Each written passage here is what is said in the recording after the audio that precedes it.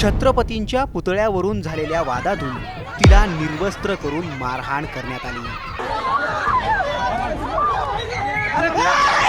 ज्या राजानं परस्त्रीला माते समान दर्जा दिला त्याच राजाच्या पुतळ्यासाठी एका महिलेला अक्षरशः निर्वस्त्र करून मारहाण करण्यात आली। या प्रकरणात आता मनोज जरांगे पाटलांनीही लक्ष घातलंय।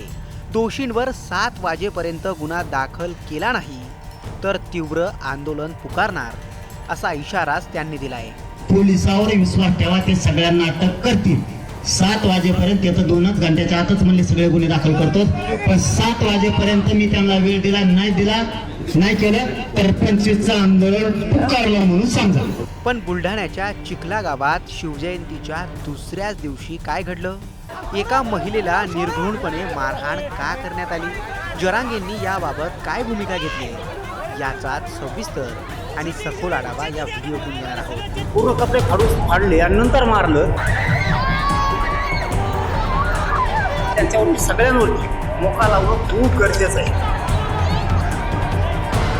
शांत राज्य असताना सुद्धा दूषित करायचं काम यांच्या हातातून सुरू आहे। ही दृश्य बुलढाण्यातल्या लोणार तालुक्यातील चिखला गावातली आहे। हा सगळा राडा छत्रपती शिवाजी महाराजांच्या पुतळ्यावरून सुरू आहे। गावातील कित्येक महिला एका महिलेला अक्षरशः निर्वस्त्र करून मारतायत। कारण काय माहितीये? कारण या महिलेनं गावातील छत्रपतींचा पुतळा हटवू नये म्हणून गावकऱ्यांना विरोध केल्याचं बोललं जातंय।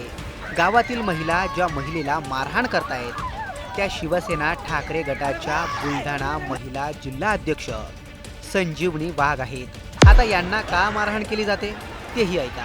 काही दिवसांपूर्वी चिखला गावातील मोकळ्या जागेत काही अज्ञातांनी छत्रपती शिवाजी महाराजांचा पुतळा बसवला, पण हा पुतळा बसवल्यानंतर गावातील लग्न समारंभाला जागा उरत नाही अशी तक्रार काही गावकऱ्यांनी केली।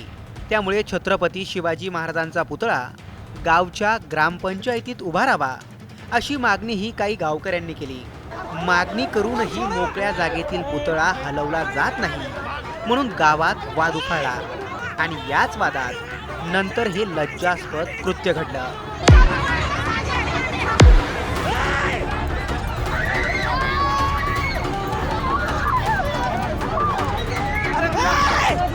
आता या प्रकरणात खुद्द मनोज जरांगे पाटलांनी लक्ष घातलंय।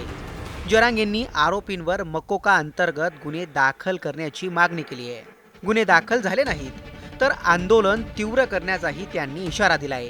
ह्या सुद्धा पैदाशी इतका माज या राज्यात असू शकतो ही सरकारला सुद्धा काळीमा फासणारी गोष्ट आहे। ही सरकारचा सुद्धा एक प्रकारचा अपमान आहे। सरकारचा सुद्धा देवेंद्र फडणवीस साहेबांच्या सरकारचा सुद्धा अपमान आहे की छत्रपती शिवरायांच्या पुतळा उठवून फेकायच्या तयारीत लोक आले आणि तिथं रक्षणासाठी छत्रपतींचा पुतळा उचलून फेकू नये म्हणून तिथं एक मुलगी आली तर त्या मुलीच्या अंगावरती कपडे फाडून टाकले, पूर्ण कपडे फाडले आणि नंतर मारलं आणि तिच्या अंगावरती सुद्धा जखमा आहेत असं त्यांनी आता सांगितलंय की तिच्या अंगावर सुद्धा अशा जखमा आहेत। म्हणजे ती तिच्या काय आता अतिप्रसंग करायचा होता की काय काय वाईट भावना आणि त्यांनी तो प्रयोग केला, त्यामुळं त्यांच्यावरती ती शिस्तात्मक होणे खूप गरजेचं आहे। ती 10-12 वर्षाची मुलगी आहे, तिच्या नरडेल सगळे नखा लागले, म्हणजे नरडं दाबून तिला मारायचं होतं का? 2-3 घंटे तिला बाहेर घेऊन गेले, म्हणजे अपहरण सुद्धा होतं, ती पोस्को सुद्धा दाखल होतोय त्याच्यावरती।